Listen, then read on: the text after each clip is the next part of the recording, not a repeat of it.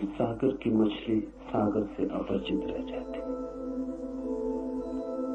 इसलिए नहीं कि सागर बहुत दूर है, इसलिए कि सागर बहुत निकट है। जो दूर है वो दिखाई पड़ता है, जो निकट है वो आंख से ओझल हो जाता है। दूर को जानना कठिन नहीं, निकट को जानना ही कठिन। और जो निकट से भी निकट है उसे जानना असंभव। इसे थोड़ा हम ठीक से समझ लें, क्योंकि अंतर यात्रा में अत्यंत अपरिहार्य है जानना।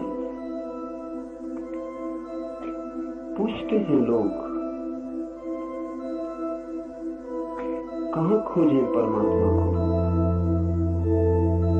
पूछते हैं कि जो भीतर ही छिपा है वो भूल कैसे गया है? पूछते हैं कि जो इतना करीब है कि हृदय की धड़कन भी उतनी करीब नहीं, श्वासें भी उतनी पास नहीं स्वयं के, वो भी बिछड़ कैसे गया? जो मैं स्वयं ही हूं उससे भी विस्मृति कैसे हो गई? और उनका पूछना तर्कयुक्त मालूम पड़ता है। प्रतीत होता है वे जो पूछते हैं ठीक ही पूछते हैं, और लगता है कि होना नहीं चाहिए था ऐसा। जो मेरे भीतर ही छुपा है उसे ही मैं नहीं जान पाता हूं। जो मैं ही हूं वो भी अपरिचित रह जाता है। तो फिर परिचय किससे होगा? पहचान किससे होगी? ज्ञान किसका होगा? जब पास ही छूट जाता है हाथ से, तो दूर को हम कैसे पा सकेंगे? और ऐसा नहीं कि वो आज पास हो गया, वो सदा से ही पास, अनंत अनंत काल से पार है। उससे क्षण भर को भी हमारा छूटना और दूर होना नहीं हुआ है। हम जहां भागे वो हमारे साथ भागता है, हम जहां जाएं वो हमारे साथ जाता है। नरकों में भी वो हमारे साथ यात्रा करता है, और स्वर्गों में भी, पाप में भी वो हमारे साथ उतना ही खड़ा होता है जितना पुण्य में। ये कहना भी ठीक नहीं कि साथ खड़ा होता है, क्योंकि जो हमारे साथ होता है उससे भी थोड़ी दूरी होती है। हमारा होना और उसका होना एक ही बात है। अगर ये सच है तो इस जगत में बड़ा चमत्कार हो गया कि हम अपने को ही खो बैठे। जो असंभव मालूम पड़ता है, अपने को कैसे खोया जाता है? अपनी छाया तक को खोना मुश्किल है, हम अपनी आत्मा को खो बैठे हैं। ये कैसे हो सकता है? और ये हुआ। उसके होने की घटना कैसे घटती है, वही इस सूत्र का सार है। इस सूत्र में प्रवेश करने के पहले इसके बुनियादी आधार समझ लें।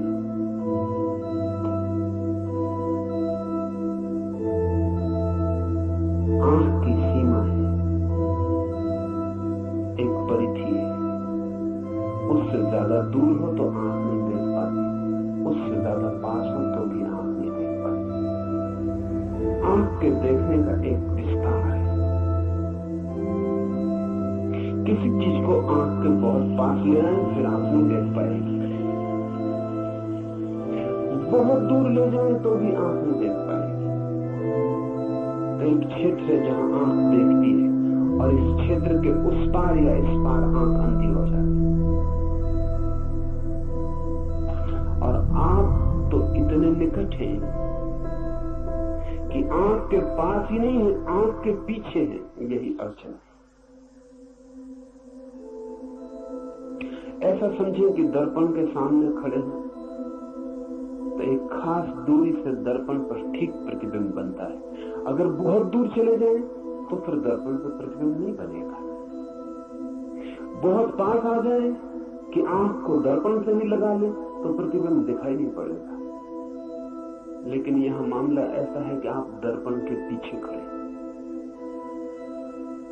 इसलिए दर्पण पर प्रतिबिंब बनने का कोई उपाय ही नहीं। आंख आगे है, आंख पीछे है। आंख देखती है उसको जो आंख के आगे हो, आंख उसको कैसे देखे जो आंख के पीछे। कान सुनते हैं उसको जो कान के बाहर है, कान उसको कैसे सुने जो कान के भीतर है। आंख बाहर खुलती है, कान भी बाहर खुलते हैं। मैं आपको छू सकता हूं, अपने को कैसे छू? और अगर अपने शरीर को भी छू लेता हूं इसीलिए, तो वो इसीलिए कि शरीर भी मैं नहीं हूं, वो भी पराया है, इसलिए छू लेता हूं।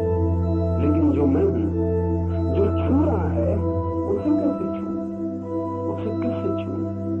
इसलिए हाथ सब छू लेते हैं और खुद को नहीं छू पाते। आंख सब देख लेती है और खुद को नहीं देख पाते। अपने लिए हम बिल्कुल अंधे, हमारी कोई इंद्री काम की नहीं है। जिन इंद्रियों से हम परिचित हैं वो कोई भी काम की नहीं है। अगर कोई और इंद्री का उद्घाटन ना हो जो भीतर देखती हो, अगर कोई और आंख न खुल जाए जो भीतर देखती हो, जो पीछे देखती हो, जो उल्टा देखती हो, कोई कान न खुल जाए जिस पर भीतर की ध्वनि तरंगे भी प्रभाव लाती हो, तब तक हम स्वयं को देख और जान और सुन न पाएंगे। तब तक स्वयं को छूने का कोई उपाय नहीं। जो निकट है वो चूक जाता है, जो निकट से भी निकट है वो असंभव। इसीलिए मछली सागर को नहीं जान पाते। दूसरी बात, सागर में ही पैदा होती है, सागर में ही जीती है, सागर ही उसका भोजन, सागर ही उसका पेय, सागर ही उसका प्राण, सागर ही सब कुछ। फिर सागर में ही मरती और लीन हो जाती। जानने के लिए मौका नहीं मिलता क्योंकि दूरी नहीं मिलती, फासला नहीं मिलता। मछली को सागर का पता चलता है अगर कोई उठाकर उसे सागर के किनारे फेंक दे, तभी। ये बड़ी उल्टी बात हुई। सागर का पता तब चलता है जब सागर से दूर हो जाए। तो मछली तरसती है रेत पर, धूप में, तब उसे सागर का पता चलता है, क्योंकि इतनी दूरी तो चाहिए पता चलने के लिए। पैदा होने के भी पहले जो मौजूद था और मरने के बाद भी जो मौजूद रहेगा, और जिसमें ही पैदा हुए और जिसमें ही लीन हो गए, उसका पता कैसे चले?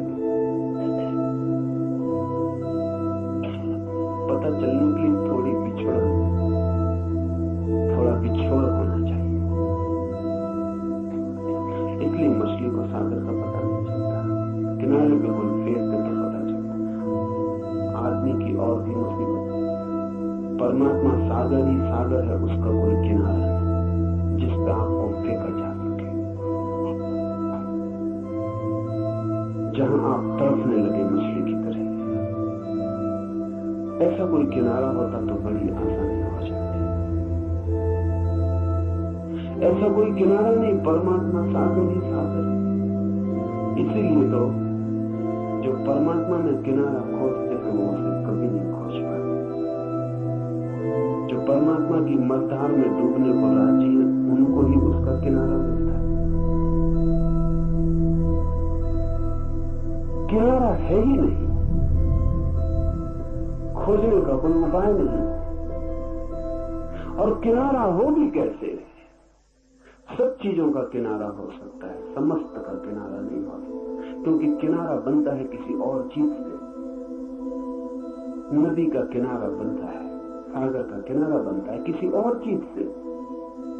परमात्मा के अतिरिक्त कुछ और नहीं है जिससे किनारा बन सके। परमात्मा का अर्थ ही इतना है कि जिसके अतिरिक्त और कुछ नहीं। परमात्मा का मतलब कोई आकाश में बैठे हुए किसी व्यक्ति का नहीं है जो जगत को चला रहा हो। ये तो बच्चों की कहानियां। परमात्मा से अर्थ है उस तत्व का जिसके अतिरिक्त और कुछ भी नहीं। ये उसकी वैज्ञानिक परिभाषा हुई। परमात्मा का अर्थ है समस्त, सर्व, सब कुछ, जो भी है उसका कोई किनारा नहीं हो सकता है, क्योंकि उसके अतिरिक्त कुछ किनारा बनने को बचता नहीं। इसलिए परमात्मा मझधार है, वहां कोई किनारा नहीं। जो डूबने को राजी है वो उबर जाता है, जो उबरने की कोशिश करता है बुरी तरह डूबता है।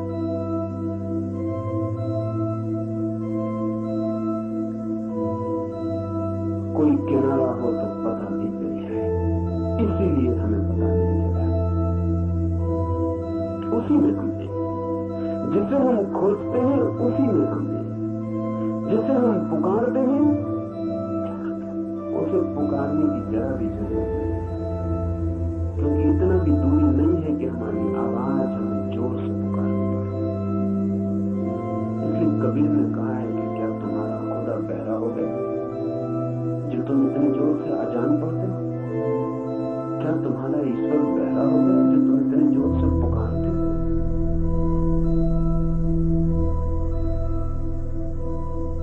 इतने पास है कि आवाज देने की भी तो जरूरत नहीं। अगर मौन भी कुछ भीतर होगा तो वो भी सुन लिया जाएगा, इतने पास है। दूसरे को पुकारना हो तो आवाज देनी पड़ती है, खुद को पुकारने के लिए आवाज देने की भी क्या जरूरत है? दूसरे का तो तभी सुनाई पड़ता है जब शब्द ध्वनित हो, स्वयं का तो मौन भी सुनाई पड़ता है। इतने जो निकट है वही कठिनाई है। इसे ठीक से ख्याल में ले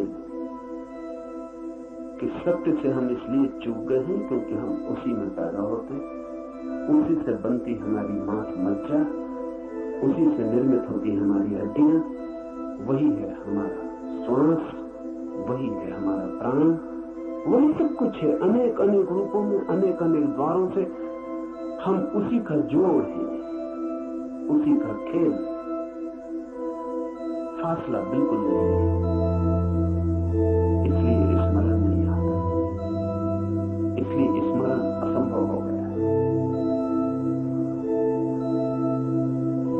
इसलिए संसार तो बहुत दिखाई पड़ता है, सत्य बिल्कुल दिखाई नहीं पड़ता।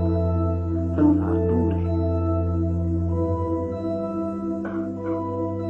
जगह है दोनों के बीच में। इसलिए संसार की वासना जगती है। वासना का अर्थ क्या है? वासना का अर्थ है जिससे हमें दूरी मालूम पड़ती हो उससे दूरी मिटाने की कोशिश। वासना का अर्थ है जिससे हमें दूरी मालूम पड़ती हो उससे दूरी मिटाने की कोशिश। इसलिए परमात्मा की कोई वासना नहीं, क्योंकि दूरी ही मालूम नहीं पड़ती।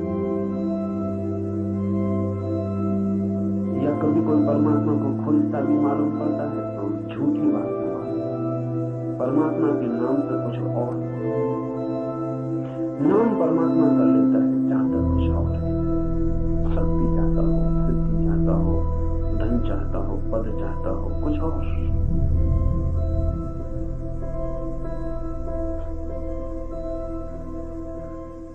एक मित्र मुझे आके कहते थे कि जब से आपके शिविर में, साधना में लीन होने लगे बड़ा लाभ हो रहा है। पूछा क्या लाभ हो रहा है? तो उन्होंने कहा अभी आध्यात्मिक तो नहीं हो रहा लेकिन आर्थिक शुरू हो गया।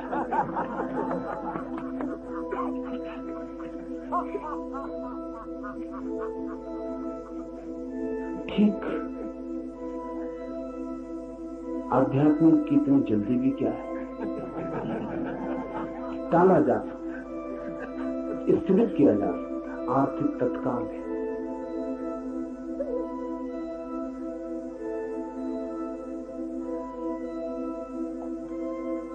हम खोजते कुछ और हैं, नाम कुछ और देते हैं। जहां जहां हमने परमात्मा लिख छोड़ा है, अगर जरा हम लेबल उखाड़े तो भीतर कुछ और पाया जाए। हम कुछ और चाहते हैं। जो आदमी कुछ और चाहता है परमात्मा के नाम से, वो आदमी उससे ज्यादा बेईमान है जो सीधा संसार चाहता है। कम से कम ऑनेस्टी, एक ईमानदारी है, एक प्रामाणिकता है। एक आदमी का धन धन चाहता है, एक आदमी पहुंचना चाहता हूँ। एक आदमी कहता मुझे पद चाहिए, अहंकार की तरफ नहीं चाहिए। एक आदमी कहता मैं तो परमात्मा चाहता हूँ। लेकिन परमात्मा की चाह में मन उसका कुछ ऐसा ही है कि एकदम दुनिया को दिखा दूं कि मेरी मुट्ठी में परमात्मा है। इसलिए परमात्मा की खोजी को अगर ख्याल से देखें, अगर उसका अहंकार बढ़ता जाए तो समझना है कि उसकी खोज किसी और चीज की। अहंकार क्षीण होता जाए, टूटता जाए, विसर्जित होता जाए तो ही समझना है कि खोज परमात्मा की। सन्यासियों की अकल जाहिर है, महात्माओं की अकल, बड़े बड़े राजनीतिक भी मात हो जाए उस अकल से। राजनीतिक की तो खोज ही ठीक है, उसी अकल के लिए वापसी भी साफ, उसमें कुछ जाल नहीं है ज्यादा, कुछ होने का मजा ही सारी बात है। लेकिन महात्मा की बात कुछ और है। वो कहता है ना कुछ होने की खोज में, और फिर कुछ होता चला जाता। दो महात्मा मिल जाए तो उनको एक तख्त पे बिठाया नहीं जाता, क्योंकि ऊंचे नीचे कौन बैठे, कहां बैठे। इसीलिए महात्मा मिलते नहीं एक दूसरे से, क्योंकि बड़ी दिक्कतें आती हैं। एक मित्र पागल है, थोड़े पागल ऐसे कि महात्माओं को मिलाने की कोशिश करते हैं। वो मुझसे कहने लगे कि बड़ी मुसीबतें आती हैं। यहां तक सवाल उठता है कि अगर दो महात्माओं को मिलाया तो नमस्कार में पहले हाथ कौन जोड़े।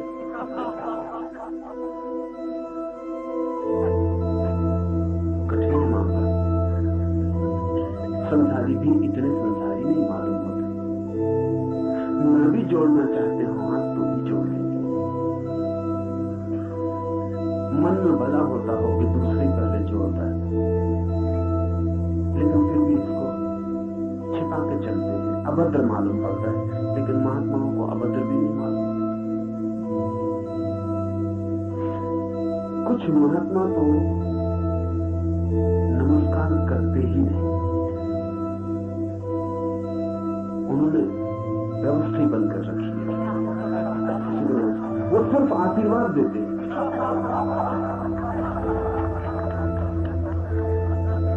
ऐसे एक महात्मा को मिलाने के लिए कोई मित्र कोशिश में थे किसी दूसरे महात्मा को, तो दूसरे महात्मा ने कहा और सब ठीक है, लेकिन हम नमस्कार न करें और वो आशीर्वाद दे देते खराब हो जाए। ये हमारी खोज कुछ और है, धर्म से कुछ, परमात्मा से कुछ लेना देना नहीं। हम कुछ और चाह रहे हैं, कुछ और मांग रहे हैं, लेकिन बेईमान है और हमने शब्द कुछ और ओढ़ रखे। परमात्मा की खोज कैसे हो? क्योंकि दूरी नहीं है। दूरी हो तो वासना जगती है, फासला हो तो दिल होता है दौड़े, फासला हो तो जीतने की आकांक्षा पैदा होती, कठिनाई हो तो अहंकार को रस आता है पराजित करने का, जीतने का। फासला ही नहीं, दूरी ही नहीं, परमात्मा मिला ही हुआ है। ऐसी हालत जैसे कि तेनजिंग या हिलरी एवरेस्ट पर चढ़ते हैं तो मजा क्या है? पहला आदमी मनुष्य के इतिहास में एवरेस्ट पर खड़ा हो जाए, और तो एवरेस्ट पे कुछ भी नहीं है, लेकिन एवरेस्ट पर पहला आदमी इतिहास का खड़ा हो जाता है तो अहंकार को एक ऐतिहासिकता मिल जाती है। अब दुनिया में जब तक एवरेस्ट है तब तक हिलरी और तेनजिंग का नाम मिटाना मुश्किल है।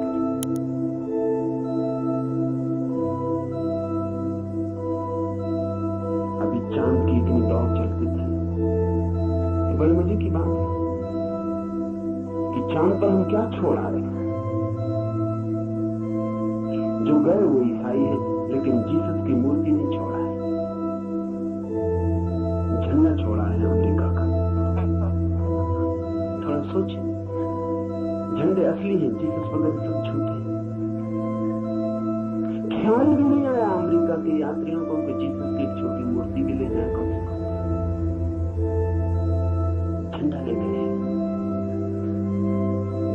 असली आदमी का अहंकार।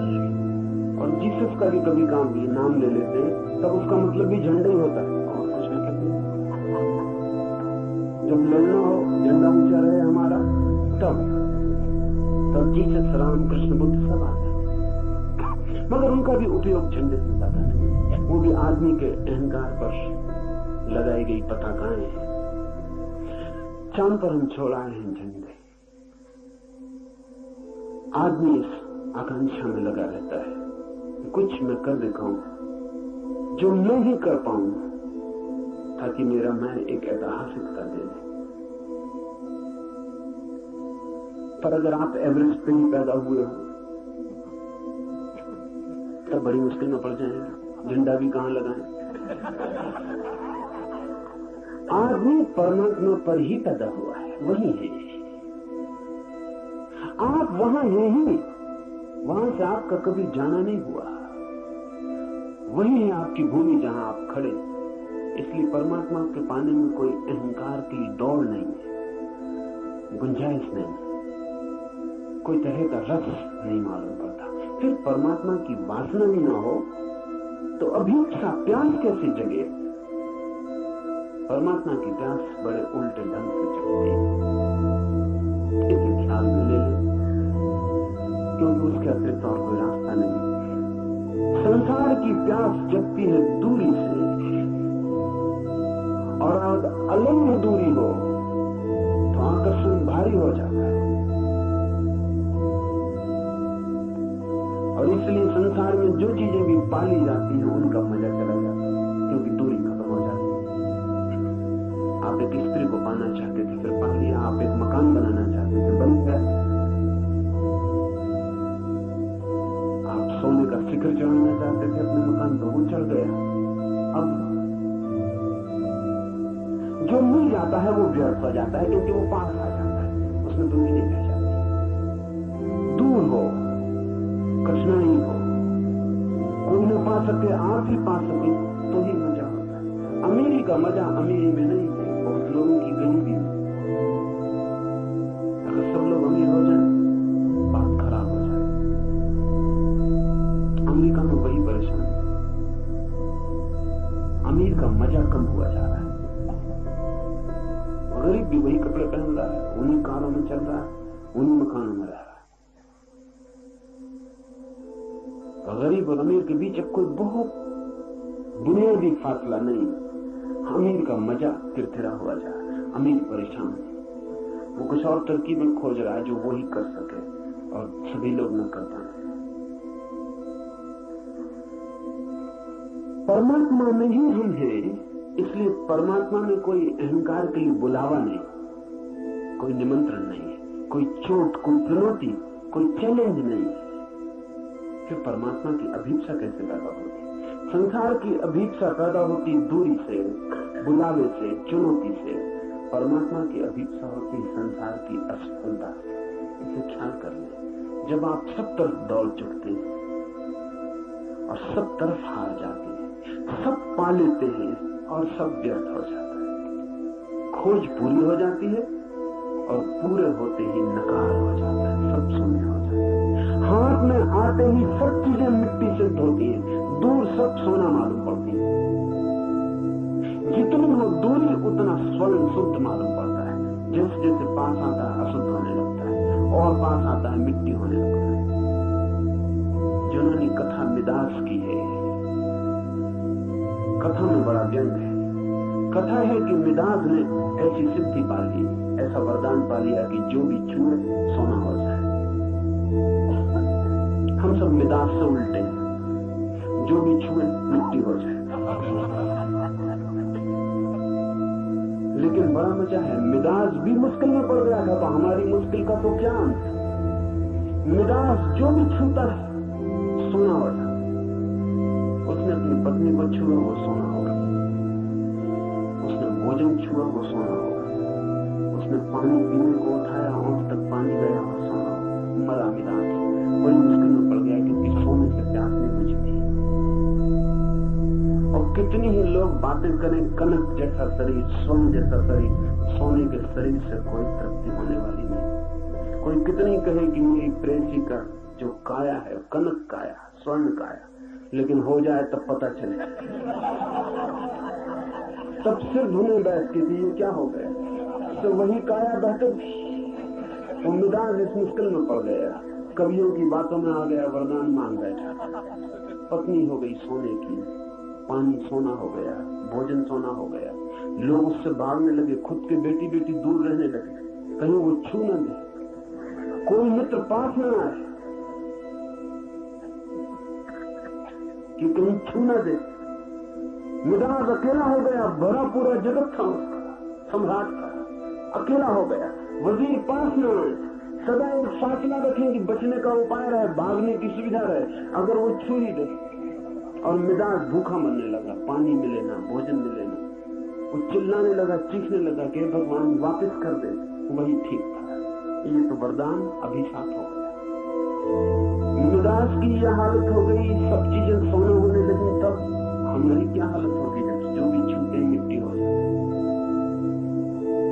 पत्नी दूर की तो सोने की मालूम पड़ती, जिस दिन विवाह किया उसी दिन मिट्टी की हालत शुरू हो गई। 2-4 साल बाद मिट्टी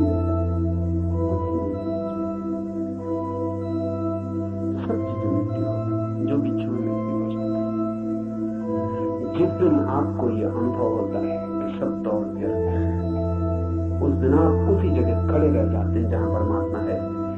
जिस दिन आपको पता चलता है कि दौड़ के कुछ भी नहीं मिला, कुछ भी नहीं पाया, उस दिन दौड़ते नहीं है, और न दौड़ने की वजह से वो दिखाई पड़ जाता है जब दौड़ने की वजह से दिखाई नहीं पड़ रहा था। दौड़ने की धुन थी सवार, तो दूर की चीजें दिखाई पड़ती थी। दौड़ना व्यर्थ हो जाए तो दूर से आंख पास लौट आती है, और अगर सारी ही दौड़ व्यर्थ हो जाए तो आंख उल्टी हो जाती है। अब तक बाहर देखती थी, अब भीतर देखती है।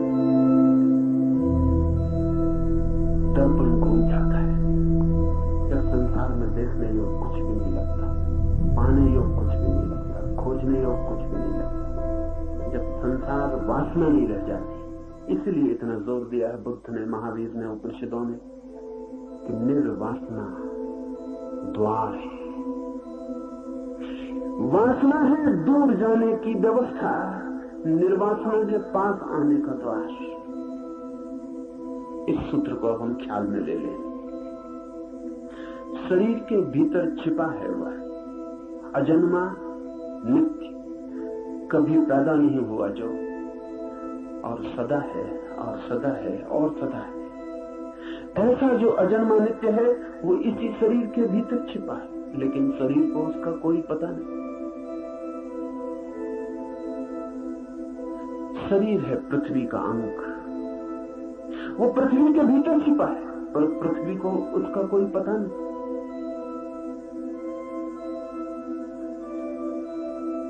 इसी की पुनरुक्ति है इसी सूत्र की। अग्नि के भीतर छिपा है, अग्नि को पता नहीं,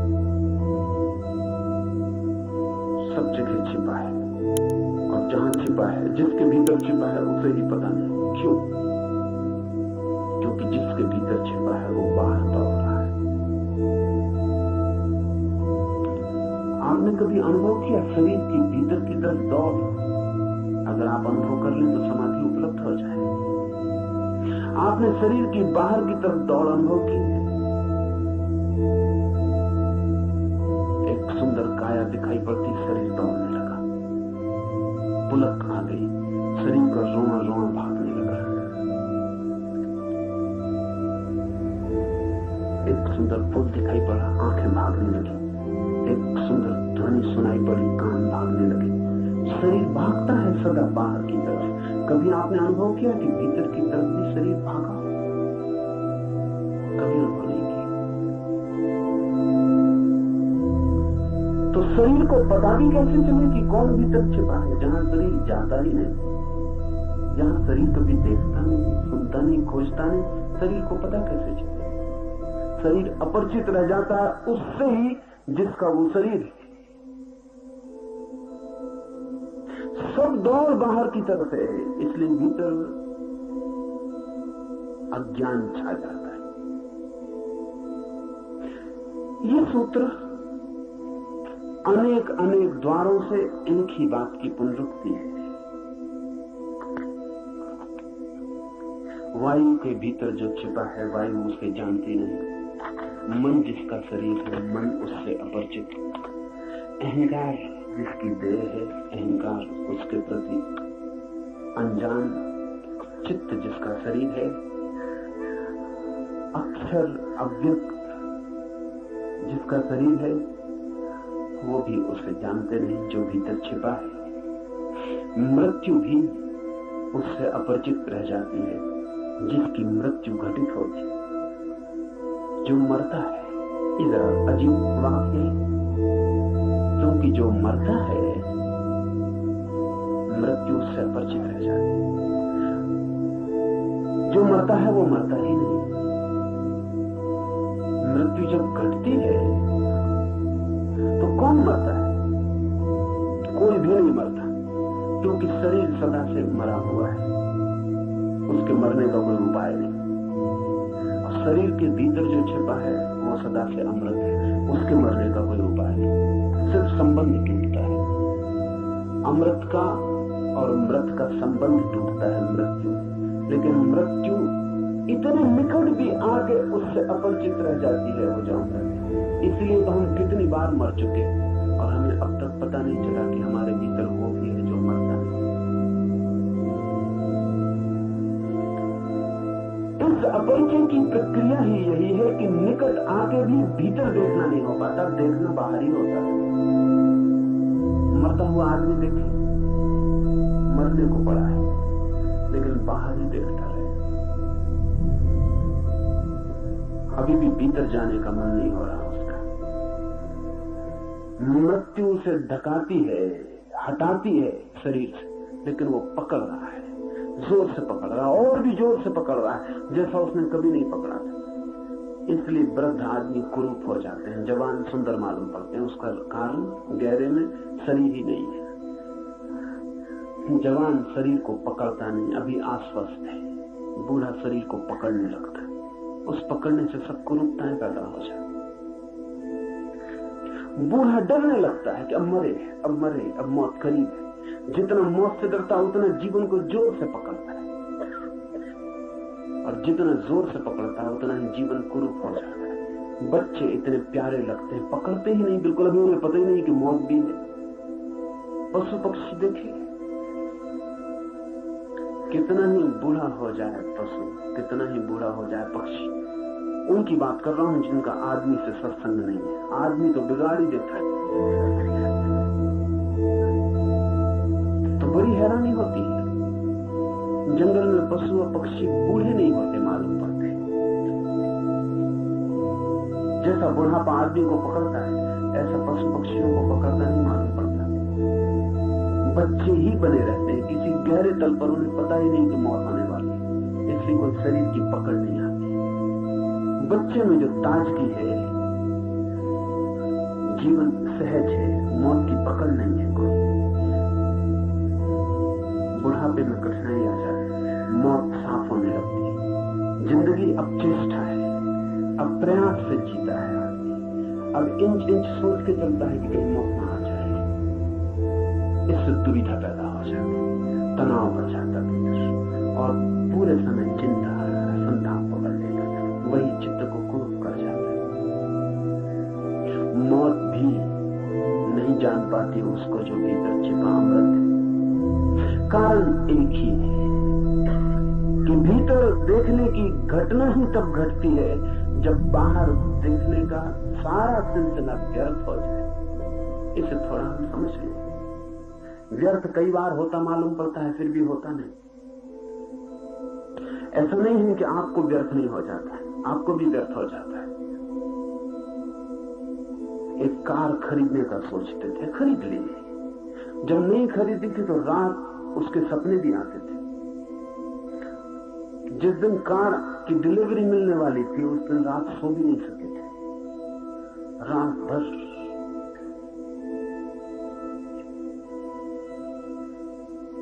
ओर्टेगा वाई गासिट ने लिखा है,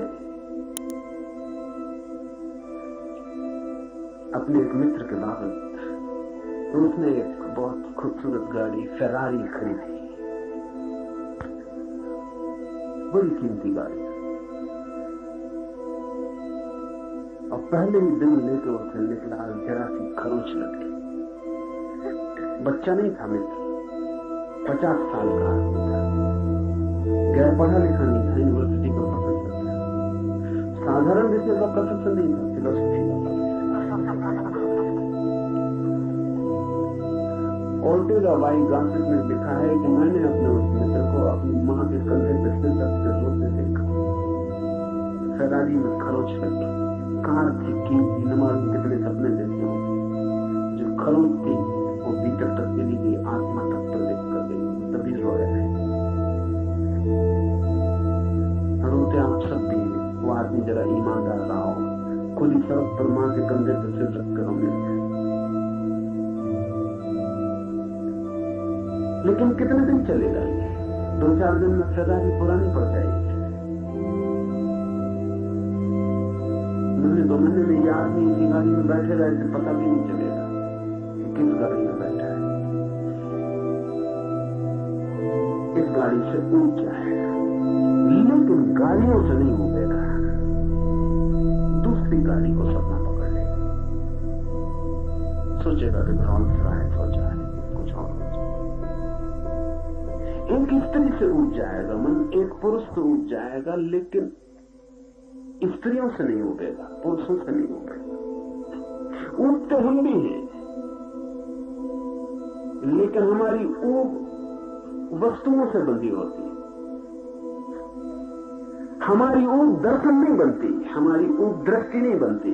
एक चीज से उठते हैं तो ठीक वैसे ही दूसरी चीज से पकड़ जाते हैं, और ये सिलसिला जारी रहता है। इतना ही फर्क है आप में और किसी बुद्ध में कि आप एक स्त्री से उठते हैं, दूसरी स्त्री में रस बना रहता है। अपनी स्त्री से उठ जाते हैं, दूसरे की स्त्री में रस बना रहता है। जो पास है वो व्यर्थ हो जाता है, लेकिन जो दूर है वो सार्थक मालूम रहता है। वो भी कल पास आके व्यर्थ हो जाएगा, लेकिन सभी चीजें पास नहीं आ पाती, कुछ चीजें दूर बनी ही रहती, इसलिए रस बना ही रहता, वासना दौड़ती रहती। बुद्ध एक स्त्री में उठते समस्त स्त्री से उठ जाते। बुद्ध एक महल में रह के सब महलों में रहते। बुद्ध के लिए एक घटना काफी है, ये वैज्ञानिक बात है। एक पानी की बूंद अगर जान ली जाए तो सब सागर जान लिए गए। वो पागल होगा वैज्ञानिक जो पूरे सागरों की जांच करता है और कहे कि जब मैं सब पानी की बूंदों की जांच कर लूंगा तब वक्तव्य दूंगा कि पानी हाइड्रोजन और ऑक्सीजन से बनता है। हम सब वैसे ही पागल हैं। एक वैज्ञानिक एक बूंद को परख लेता, खोज लेता, तोड़ लेता, पा लेता है कि H2O ये उदजन और ऑक्सीजन के अणुओं का ऐसा जोड़। खत्म हो गए, सब सागर व्यर्थ हो गए, सब सागर जान लिए गए। कहीं भी होगा पानी, न केवल इस पृथ्वी पर। वैज्ञानिक कहते हैं कि कोई 50,000 पृथ्वियां होंगी सारे विस्तार में। इन 50,000 पृथ्वियों पर कहीं भी अगर पानी होगा तो भी H2O, तो भी वो बनेगा इसी व्यवस्था से। सारा पानी जान लिया गया एक बूंद को जानकर। एक वासना की व्यवस्था को समझकर सारी वासना को जो जान लेता है वो बुद्ध हो जाता है। एक वासना को पहचान कर उसकी व्यर्थता को, उसकी अनिवार्य व्यर्थता को, उसकी अपरिहार्य असफलता को जो देख लेता, उसकी वासना गिर जाती। उसकी वासना ऐसे गिर जाती है जैसे लंगड़े के बैसाखियां अचानक गिर जाएं। उनसे ही वो चलता था, पैर तो थे नहीं चलने के, बैसाखियों से चलता था, लकड़ी के पैर थे। अचानक बैसाखियां गिर जाएं और लंगड़ा वहीं गिर पड़े। ठीक ऐसी ही घटना घटती है जब वासना की बैसाखियां गिर जाती। संसार में चलने के कोई पैर थोड़ी है, लकड़ी के पैर है, नकली पैर है, वासनाओं से निर्मित है। वासना के गिरते ही बैसाखियां गिर जाती है और आदमी अचानक अपने को वहां पाता है जहां से वो कभी हटा ही नहीं था। जहां वो सदा था, जहां होना उसका स्वभाव है, वही है परमात्मा, वही है अध्यात्म। इस सूत्र का आखिरी हिस्सा उसकी खबर है।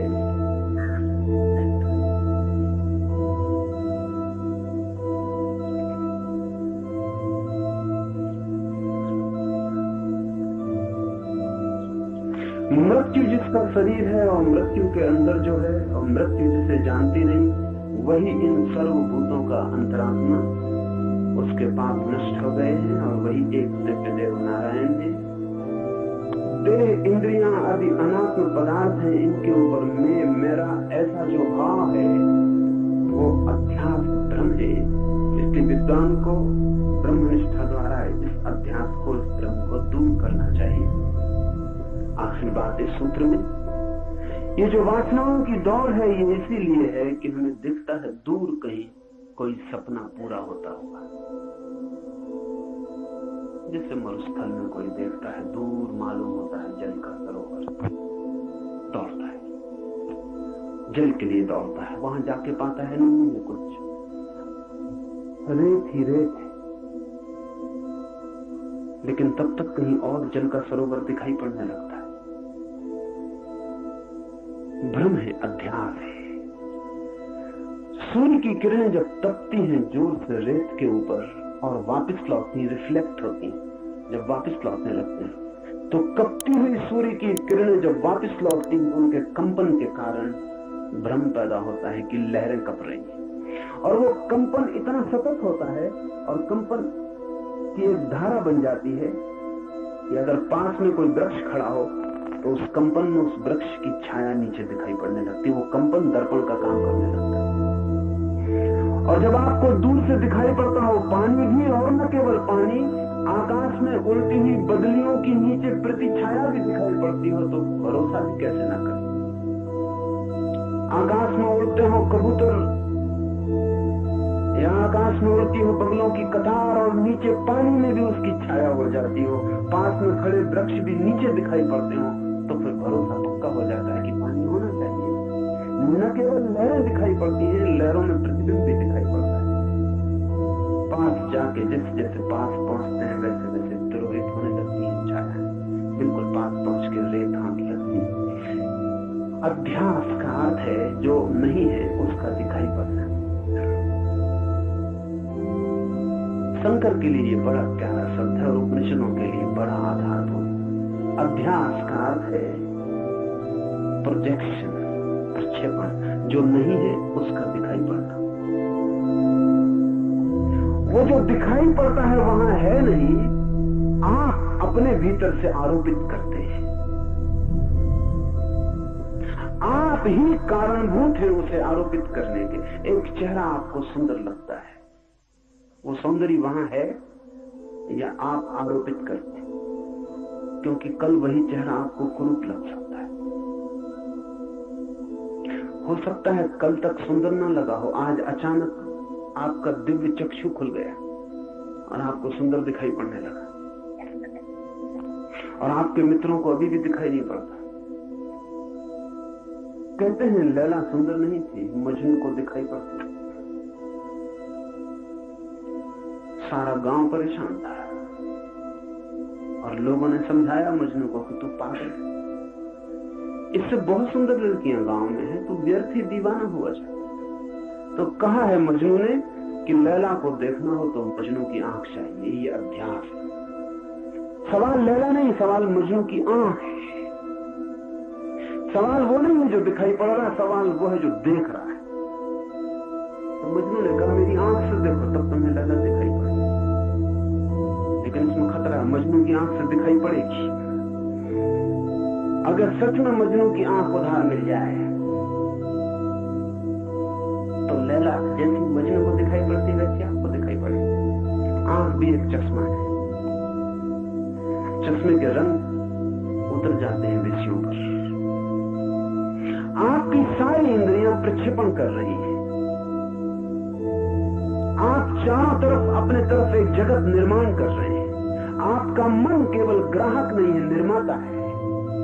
आप बना रहे हैं एक दुनिया अपने चारों तरफ, सौंदर्य की, सुगंध की, इसकी उसकी आप एक दुनिया निर्मित कर रहे हैं। ये दुनिया वैसी नहीं है जैसी आप देखते हैं, ये आप पर निर्भर है। और आप बदल जाते हैं तो दुनिया इसलिए तो बदल जाती है।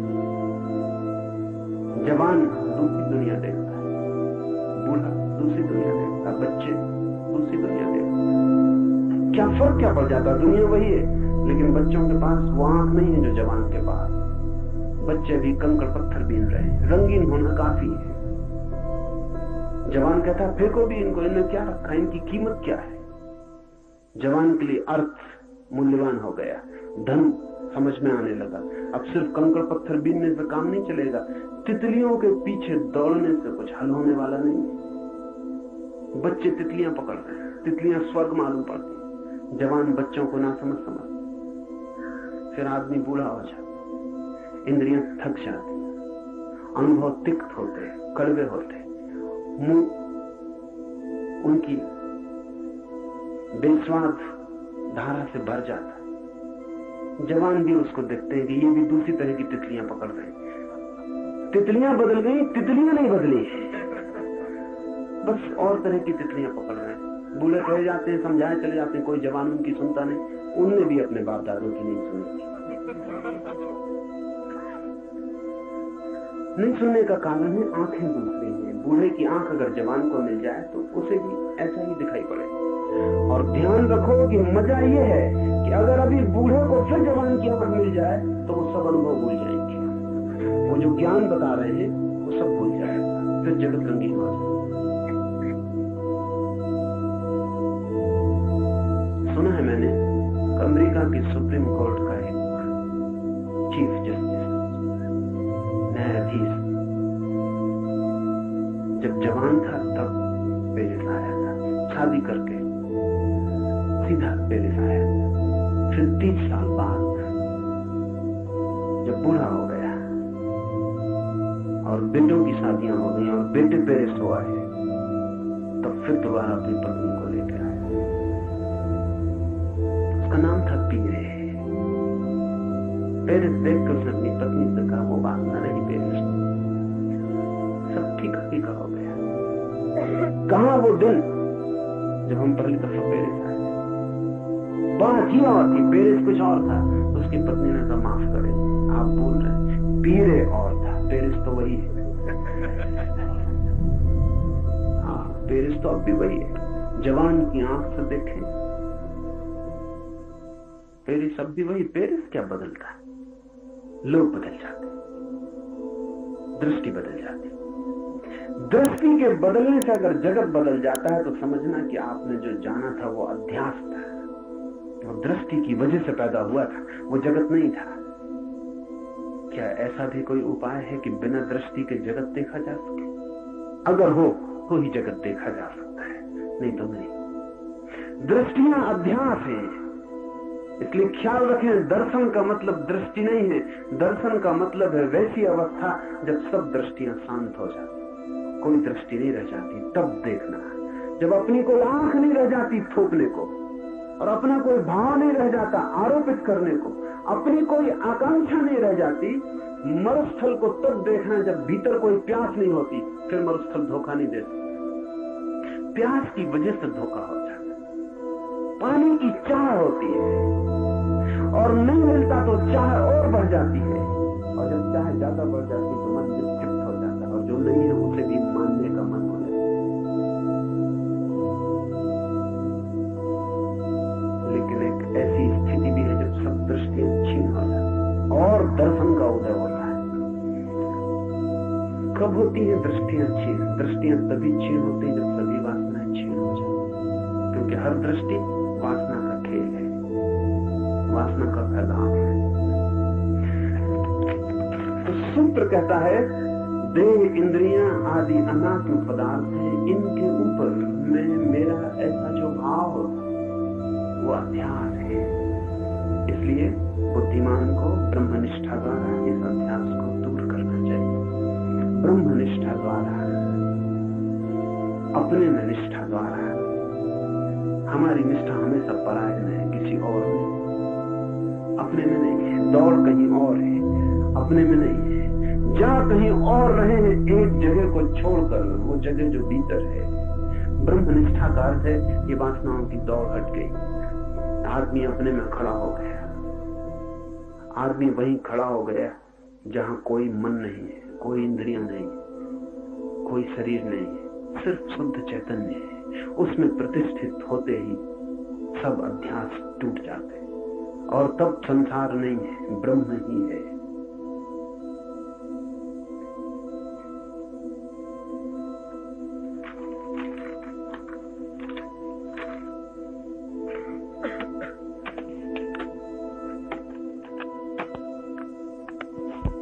जब मैं हिंदी में बोल रहा हूं, बहुत लोगों को हिंदी समझ में नहीं आती, लेकिन वे भी उपयोग कर सकते हैं। जिन्हें हिंदी समझ में नहीं आती वे आंख बंद कर लें और केवल ध्वनि सुने। शांत बैठ जाएं जैसे ध्यान में हो, और बहुत बार जो शब्द समझ के भी समझ में ना आता, वो मात्र ध्वनि सुनने से समझ में आता है। जब मैं अंग्रेजी में बोल रहा हूं, जिन मित्रों को अंग्रेजी समझ में नहीं आती, वो ऐसा न सोचें कि उनके काम का नहीं है। आंख बंद कर लें और जो मैं बोल रहा हूं उसकी ध्वनि पर ध्यान करें। समझने की कोशिश न करें, जो भाषा समझ में नहीं आती समझने की कोशिश ही मत करें। बिल्कुल ना समझ हो गए शांत बैठ जाएं, सिर्फ ध्वनि का आघात ध्यान करें, सिर्फ सुनिए। वो सुनना ध्यान बन जाएगा और उपयोगी होगा।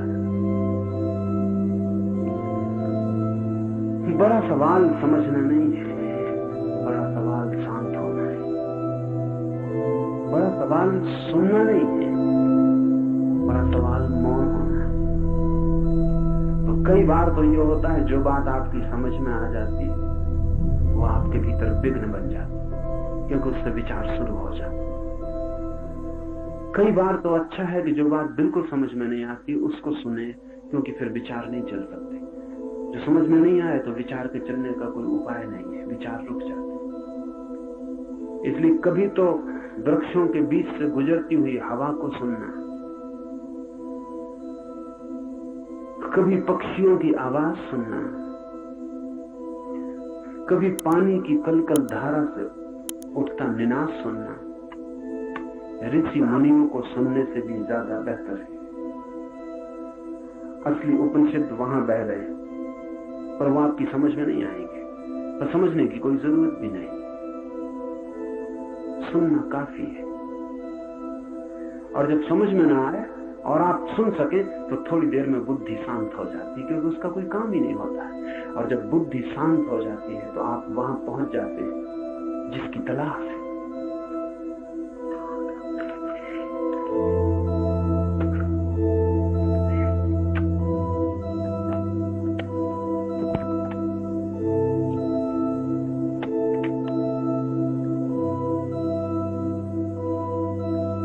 Man is a periphery, but also a center. Man is a circumference, but not only that. Your body is your circumference, but not you. This sutra is concerned with the identification of consciousness with the body, the identification of the center with the periphery.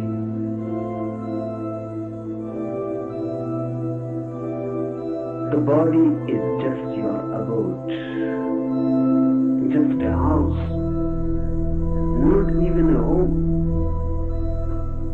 just a house. You are in it, but you are not it.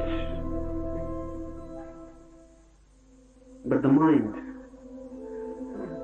believes itself to be the body. That is known as adhyas. illusion, projection. Why this mind takes body as identical with it, as one with it. The nearness, the constant nearness, the intimacy between the two. And body begins to be reflected in the mirror of the mind. And constant association, not only in this life, but of many lives. By and by, you become one with death, which has been in association with you. It becomes a habit. For millions of years, consciousness has existed in bodies. And because of that, it is identified with it. This identification is the only error, the only ignorance, the only sin. For Eastern approach, this is the original sin, to be identified with the body.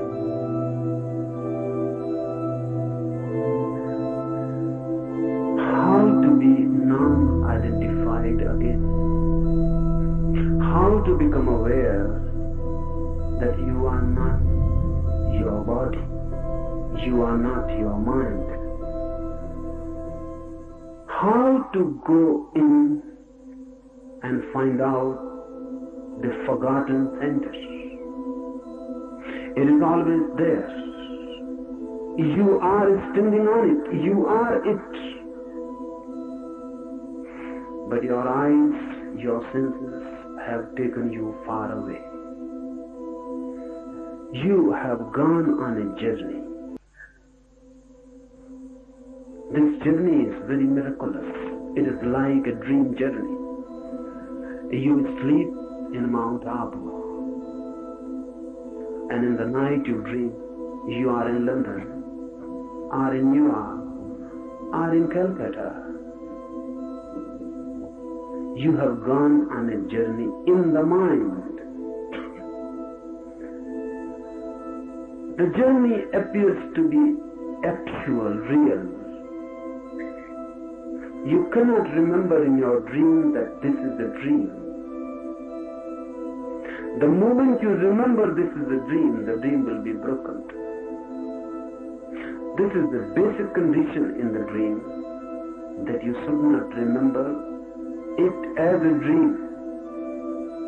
The dream must be taken as reality, only then the dream can continue. That's the basic condition. The dream must appear as real, otherwise it is broken. So in the night when you dream, the dream appears not only real, really more than real. The real life seems pale before it. It is more colorful, more intense, more alive. You can go on a journey in the dream, and still you continue to be here in Mount Abu. In reality, you remain in the Mount Abu, but in dream you have moved. Nothing has moved, only the mind has moved. The whole world, for Eastern mind, is just a dream journey. You go on moving. You remain constantly at the center, but you go on moving to the periphery, to the circumference. You look at some face, beautiful, some body, proportionate. It appeals. The mind has moved. No, you are not at your center. You are not at your home. You have gone away. Now you will follow. Your mind will move. Any desire is a movement. Any motivation is a movement. Movement of the mind. You see a beautiful car, or you see a rich palace, and the mind starts desiring.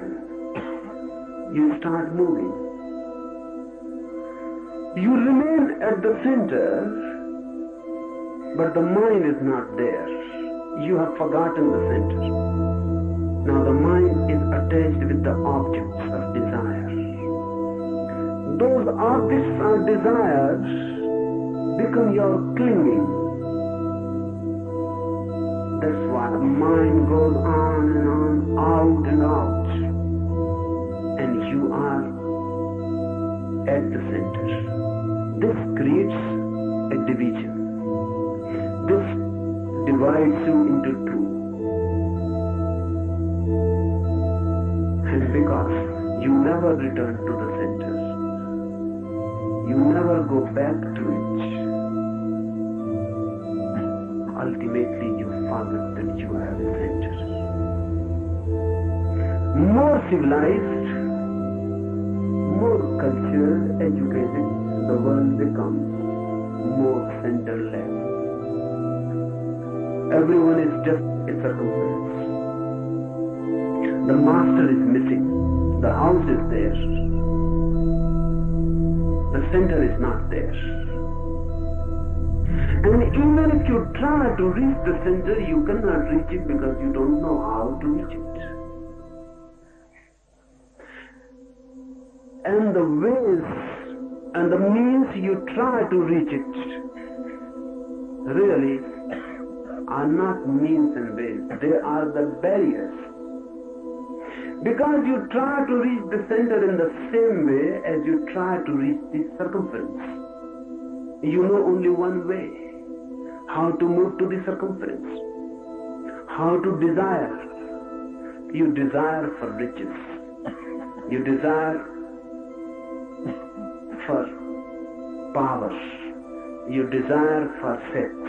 You desire for so many things. The mechanism of desire is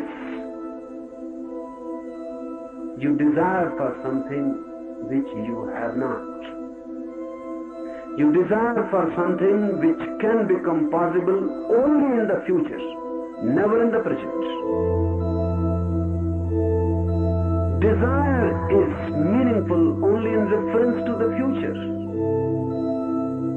You cannot desire immediately here and now. You will need time. Desire needs time to move. So you desire for the tomorrow. You say tomorrow or in the next life. This will happen. This I would like to happen.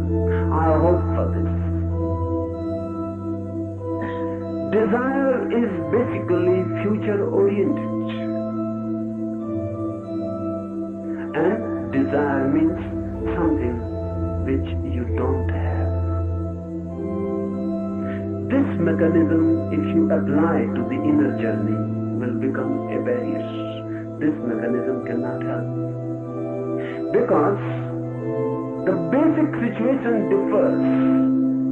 Not only differs, it is absolutely diametrically opposite. Your being, your center is not something to be achieved in the future. It is here and now. It is already the case. You can have it immediately. No time is needed to move to it. Really, no movement is needed. Just an awareness, and you are there. You have not moved away. You are just unaware. You have not gone anywhere so that you have to come back. You have never gone in reality, only in dreams. You are sleeping in Mount Abu and dreaming of London, and someone suddenly awakes you. Will you be awake in London or in Mount Abu? Or will you tell that, wait, I am in London and now I will need to come back to Mount Abu? You know, from a dream, if you are awakened, you are suddenly here. The dream world, the dream journey disappears completely. You are not to come back because you had never gone away. Your being, your center is here and now. It cannot be made an object of desire. You cannot desire it. And if you desire it, you will miss it. Your very desire will become the baggage. Now says, do not seek, otherwise you will miss. Do not seek and find. Looks absurd. Do not seek and find looks illogical. It is not. It looks illogical because we know only one logic, the logic of desire. If someone says, do not find riches, do not seek riches, and you will find, it is illogical. You will never find it. If someone says, don't long for worldly things, and you will find them, nonsense. You will never find them. You will have to seek. Then too it is difficult to find.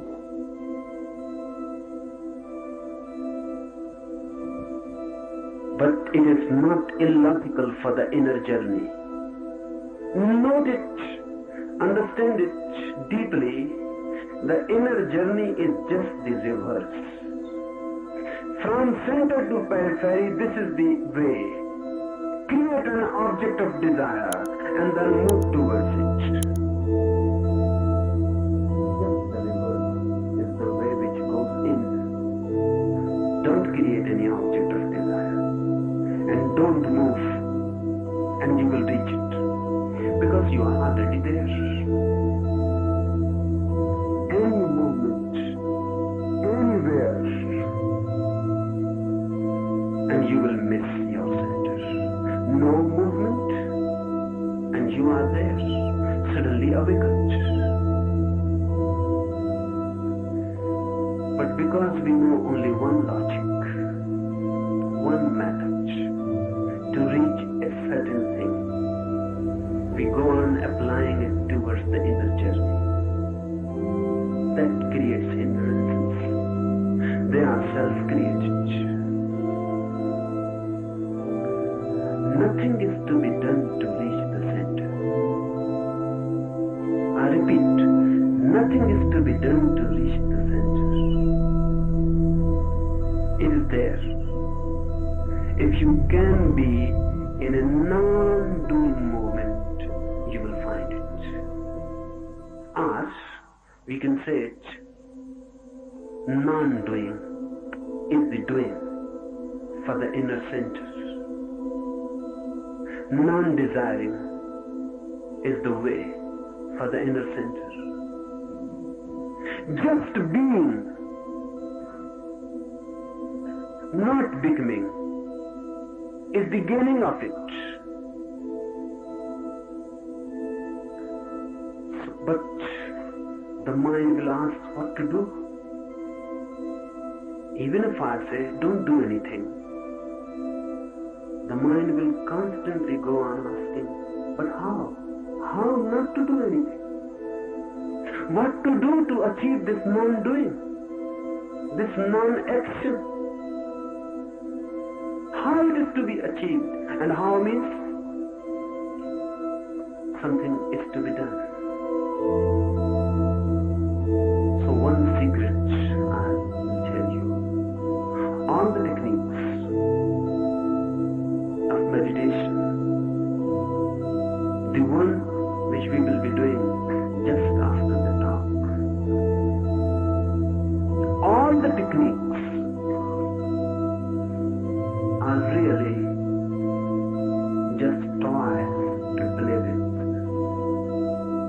because the mind goes on asking what to do.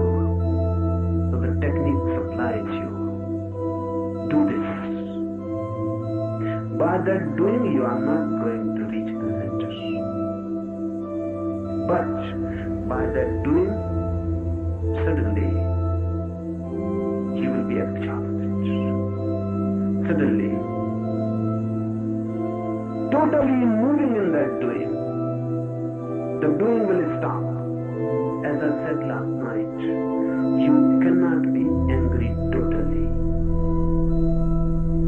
If you try to be totally in anger, anger will disappear and compassion will arise. You cannot be hating totally. If you hate totally, at the climax, hate will disappear and love will arise. You can be in love totally. The same. If you do, in no doing you can be totally. Your being remains out of it. You go on doing a certain thing, your being remains out of it. It can never be total. You walk. Can you walk totally? You cannot. Because a certain inner point remains non-walking. It will never walk. You go on to the moon. It will never go anywhere. It will remain there, inside. Just sitting there. That's why if you love and your love is an act, an action, then your love too cannot be total. If you are doing love, if you are making love, love too cannot be total. Because no action can be total. The being remains out. The love can be total only if you become love. It is not a doing. You are love. You are not making love. Your very being is love. That's why hate cannot be total. Because your being can never become hate. You can hate someone, but your being can never become hate. Your being can become love. No doing, no action can be total. Only being can be total. So I will suggest you a method to do. And the trick, I may be allowed to call it a trick. And the trick is this, that if you go totally in it, suddenly a moment will come, all doing will cease, all effort will cease, and you will be thrown back to your center. And there will be no doing, no effort. Simple existence, innocent existence, just being. Tanka, one Zen master, was standing on a hill, just standing. 3 persons were walking, just taking a morning walk. So they started talking about Tanka, what he is doing there. The first one said, sometimes he goes there to find out his cow. The cow, it seems, didn't return in the night back. So he has gone there and he's just looking from a high point where the cow is. But the second one says, this seems not right. Because Tanka is just standing without moving. If he was searching something, he must move. His face seems fixed.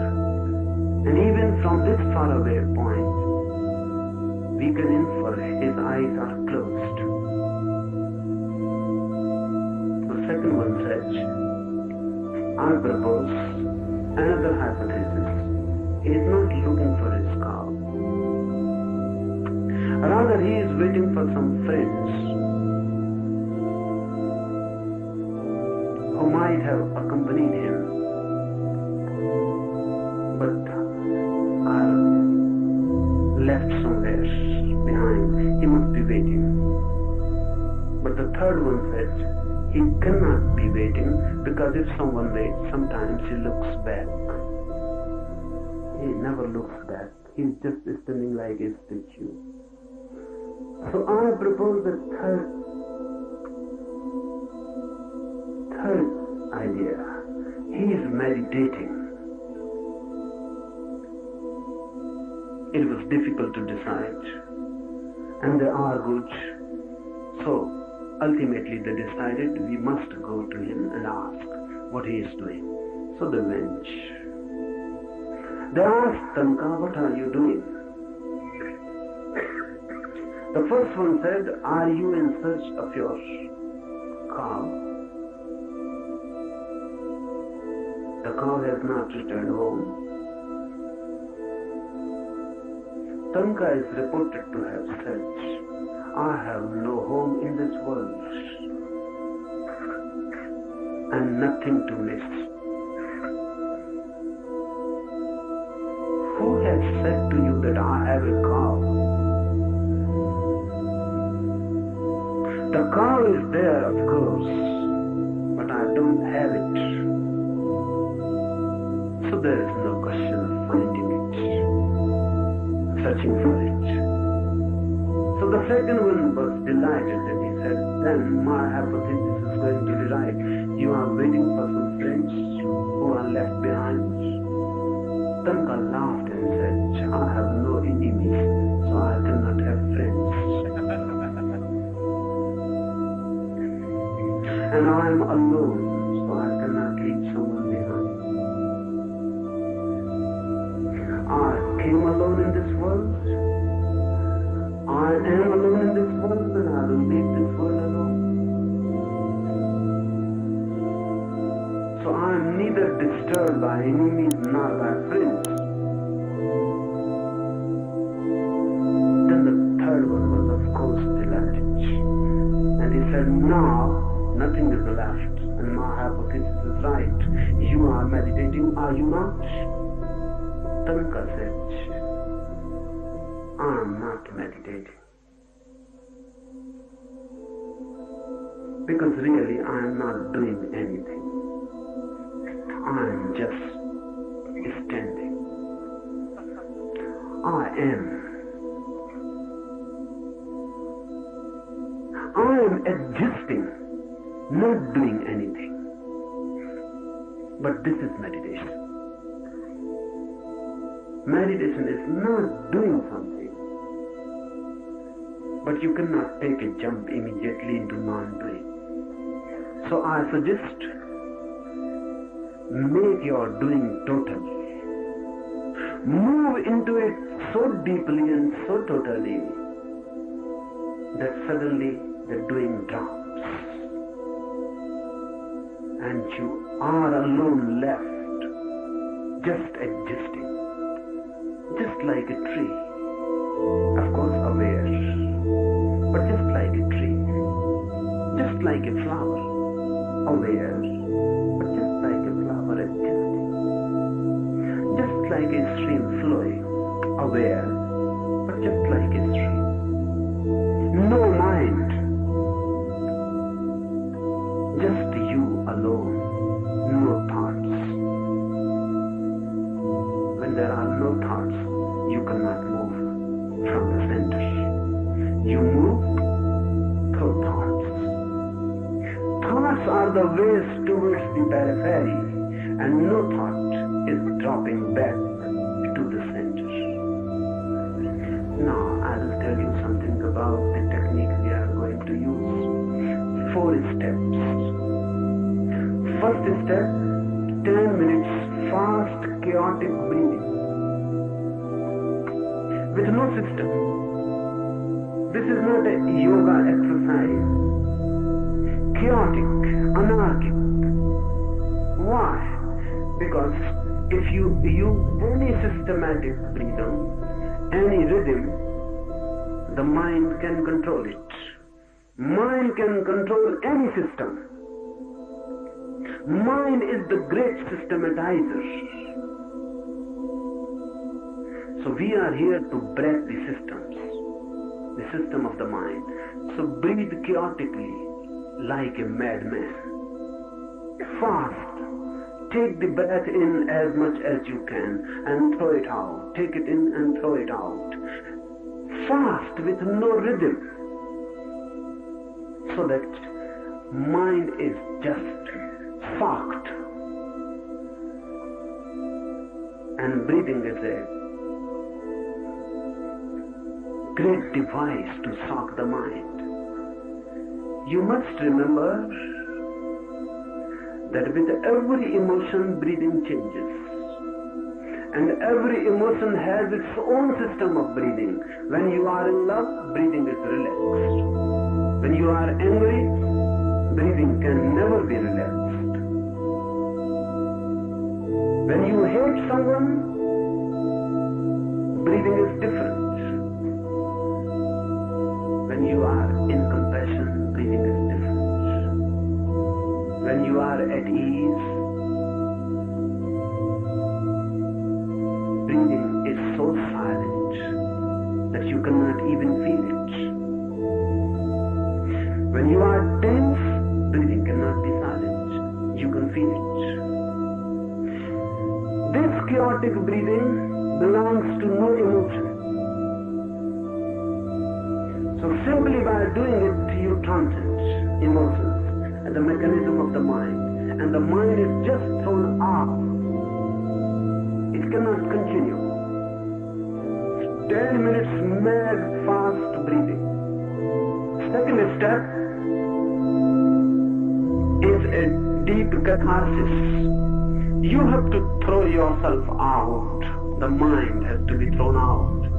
Laugh, but madly, totally. Cry, weep, whatsoever comes to your mind, but madly. Jump, dance, do whatsoever comes to you. And if nothing is coming, then too, try something. Because mind is a long suppression. So sometimes you feel nothing is coming. Start. Choose anything.